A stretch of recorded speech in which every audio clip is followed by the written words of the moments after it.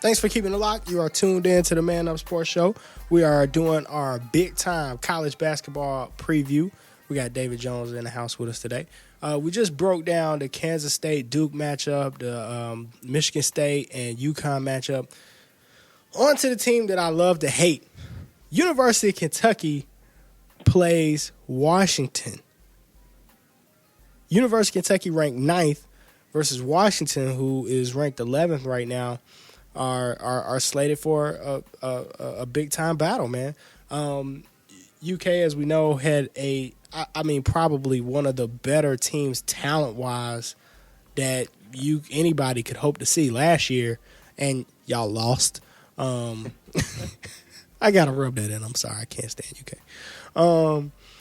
And they're facing a Washington team, kind of a surprise, a shocking team. Picked up some big-time recruits this year, and they're playing. Big D, tell me who you got in this game. You know what? I'm going to go with Kentucky just off of tradition. I understand they had an NBA team last year. They lost basically the majority of their team to the NBA, but Kentucky's one of those programs where they can do that and reload, and they did reload. Goes on. They absolutely did reload. Exactly. So I'm going to go with Kentucky. I haven't seen Washington play yet, but going by Coach Cal, another former Pitt assistant. Boo. Boo. Like as I said, they just reload every year. I haven't seen Washington, too much, so I'm going to have to go with tradition on this one. I feel you. Kentucky doesn't have a bad team, man. I mean, they got a pretty good team again this year. They did reload. They got, what else is new? More big-time recruits for Coach Cal. Here is my issue. They are still missing the man in the middle. I mean, Enes Kanter, the guy from Turkey that they were supposed to pick up, the NCAA has deemed him ineligible, and they're still in the process of appealing that and trying to get him eligible for a season, but he's not playing. So missing the man in the middle, I'm going to pick Washington in this game. Let's just be honest. I probably would have picked Washington anyway, just for the simple fact that they're playing against Kentucky. And my favorite team is whoever Kentucky is playing against. That's just how it goes. But Washington, they do have a very good ball club. I'm not just picking them just to do it. They have a very good ball club this year. They just beat Virginia 106-63, which, we talked about the ACC. That may not be saying much. But they are a very good team. They're a very talented team. They can shoot it really well. They like to get up and down. I like Washington in this game. I think they pull it out. It's like you said, it's earlier in the year. And when you get those early season matchups, neutral court matchups, you kind of know, you kind of never know which way it's going to go. So I'm taking Washington in this game. Okay. Tubby Smith. Speaking of Kentucky, Tubby Smith left Kentucky and went to Minnesota, and, man, they're balling. It looks like Tubby's finally got it going. Do you believe in the Minnesota Golden Gophers? Do you believe that Tubby's finally got them where they need to be? Well, I think Tubby finally has it in place to where he has the players that he wanted to recruit for his system in place. Yeah, he's got some athletes. Historically, wherever Tubby goes and he gets his system in place, all the way back to Georgia to when they made that run to the Final Four, if I'm not mistaken. Yeah. Once he gets his players in place, he is a very dangerous coach, and his teams are very dangerous when he has the people he wants in his system. We know with Kentucky, he was perennially a 20-game winner every year. Every single year, yeah. And for them to get rid of him, I still know.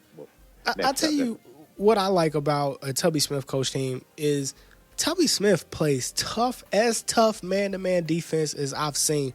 I think the only coach that coaches man-to-man defense in college basketball the way Tubby does will be Coach K. They guard you basically getting off the bus. Well, the thing with it, Dre, it's not a man, it's a matchup zone is what they play. And it's disguised as a man.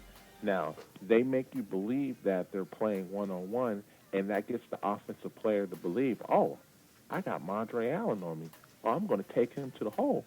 well, when you take Monterey out into the hole, there's two other people waiting on you because it was disguised as a man. So yeah, we look like we're matched up man to man, but in essence, we're playing a matchup zone. So wherever you go, there's going to be one or two people on you at all times. Help And defense. that's Tubby's biggest secret. He's a master at the matchup zone. Well, he definitely fooled me. Even on TV, it looked like they playing man. Oh, definitely, definitely. And see, the thing is, yes, there are times where they go straight up man. Yes, that is true. But they go matchup zone, and then they show the facade of the straight up man. So you're thinking, oh, they play straight up man. No, they're not. That's how you get turnovers. Well, I'll tell you, one thing that Tubby's done this year is, man, he's got some athletes. And he's got a kid up in Mini. I don't know if you saw the highlight, man, that jumps out of the gym this year. Always dangerous. They do. They look very close to like one of those old, tougher Kentucky teams when they had Tayshaun Prince and those guys. Okay. I'm looking forward to watching him play. I think, me personally, I think Tubby's found his niche. I think he's got it together. I look forward to seeing what they do. The Big Ten is actually going to be tough this year. Yeah, agree. You know, you got Ohio State and you got Illinois in the Big Ten. I know there are some Big Ten football people that are listening. What do you mean? We're always tough. No, you're not. No. The past 3 years, Big Ten basketball has been soft at best. They've only put, 6 people in the pros? Just to give you a comparison, Conference USA in the last 3 years has put 12 people in the league. The Big Ten has only put 6. Not a good basketball conference the past couple of years, but very, very, very tough this year. Have you seen that kid from Ohio State? Oh, yeah, the center. Yeah, he looks real good. He is and a when load. he's playing, he may be one and done. I think he is. I think he's definitely one and done. He's done. So let's talk about something that's near and dear and close to my heart, D. I just beam. I'm smiling all in the inside right now. University of Louisville opened up a new arena, which I will be there this weekend to watch them pistol whip Marshall. Hey, I like blowouts. I don't care. I'm going. They opened up a new arena, a beautiful new arena, with a win against Butler. Not just a win, we completely dismantled and manhandled a Butler team that returned 11 starters.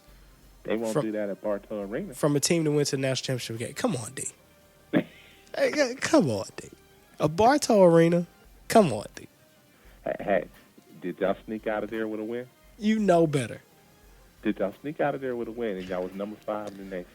Nobody cares about UAB. Do y'all have a basketball team this year? No, shout out to Mike Davis. UAB does have a basketball team. They're good. I mean, they're decent. I mean, they're okay. I see I need to call my cousin. So, I got the question for you. You're the college basketball expert. The win for Louisville, does it say more about who Louisville is as a basketball team, or does it say more about who Butler isn't? I would say it's more who Butler isn't this year. You know, basically with Gordon Hayward going pro this year, people don't understand how good he really was. And, you know, people were trying to basically put Butler and Boise State in football in the same category, and Butler's just not there yet. They had an awesome run. You know, all credit due to Butler last year. I mean, nobody thought they would make it to the finals. And, you know, it was a breakthrough for mid-majors with them doing that. But, you know, just like they're not there yet. Just like, you know, Gonzaga's done it for a couple years now. But even Gonzaga got handled last week by San Diego State. Handled.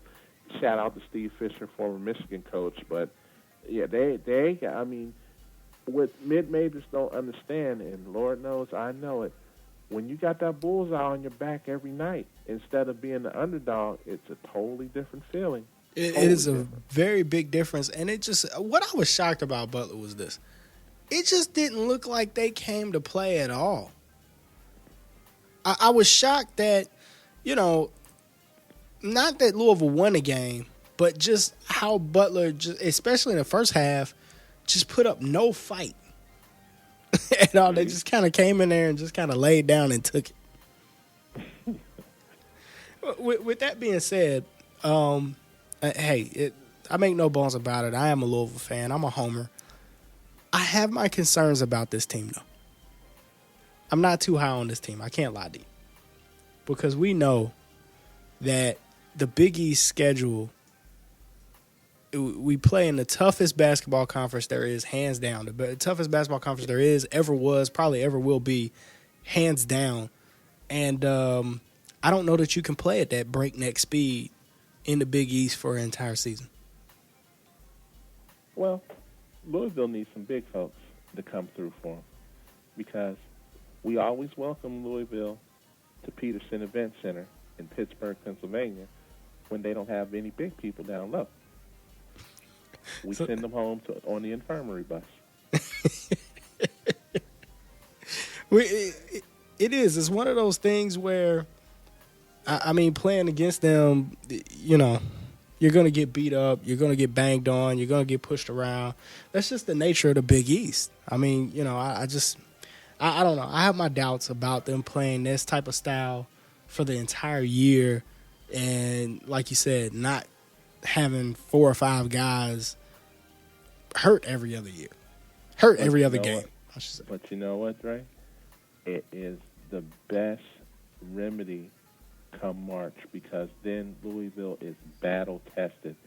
And let's go back to a couple years ago where Louisville had Taekwon Dean and Francisco Garcia. We beat Louisville to death on the boards in the regular season. Beat them to death. That was the first game. They came to Pittsburgh and ran us off the map. Hey, when the threes are falling, we look really good.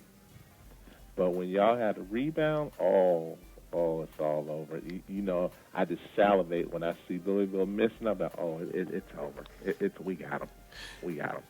So, D, we're running out of time. I'm going to toss it up to you. How many games do you think Pitt wins this year? How many y'all get? 27 to 29. 27, 29 win. I mean, so you got y'all going, what, at least Elite 8? 16 as usual, and we'll be out. How many years have y'all been out in the Sweet 16? How many years in a row? 3? No, more than that. I mean, almost every year, with the exception of us going to the Elite 8 2 times.